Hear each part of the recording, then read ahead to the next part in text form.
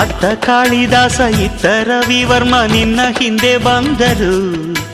ಅಂದವ ಹೊಗಳಲು ಸಾಧ್ಯವೇ, ನಿನ್ನ ಮುಂದೆ ಮೌನವೇ.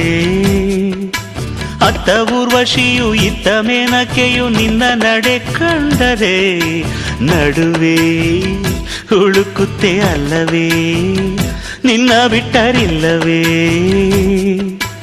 ಅಲ್ಲೊಂದು ರಾಜರ ಬೀದಿ ಇದೆ, ನೀನು ಅಲ್ಲಿಂದ ತೇರಲ್ಲಿ ಏರಿ ಬಂದೆ.